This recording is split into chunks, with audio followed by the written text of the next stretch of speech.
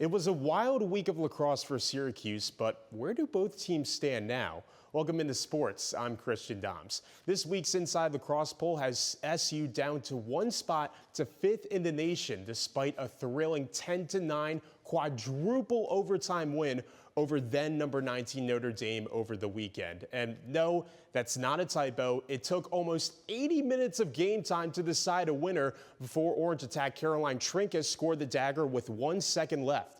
The sophomore led Syracuse with 3 goals, her third hat trick of the season. Saturday's victory was the longest game in program history, quite a way for SU to have its first overtime finish of the year.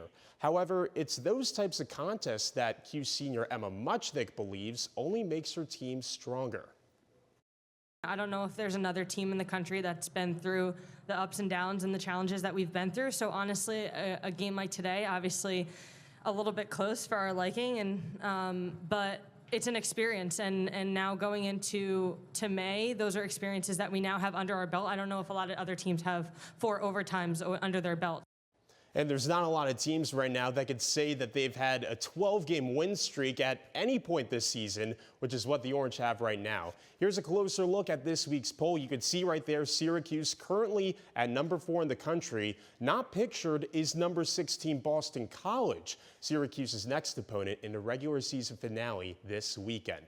While the women's team dropped 1 spot in the rankings, Syracuse men's lacrosse is back in the top 5 after a 14-9 win over then 9th-ranked Virginia on Saturday. And one big reason for the Orange's bounce back was its star senior, Joey Spallina. The attackman tallied 5 points after finishing with none in SU's loss to then number 2 North Carolina the week before. Spallina is now on the cusp of history. He needs just 2 points to break the Syracuse program record of 307 set by Mikey Powell back in 2004.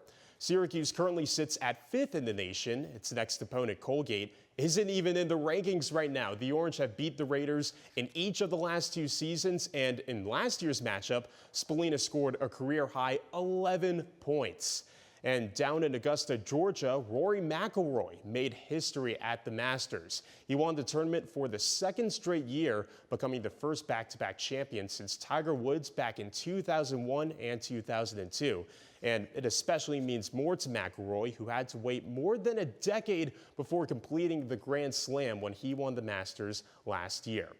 Coming up at NCC News at 4:45, more transfer portal turnover is here for Syracuse men's and women's basketball. I'll let you know who's in and who's out. Gavin and Ben, I'll send it back to you.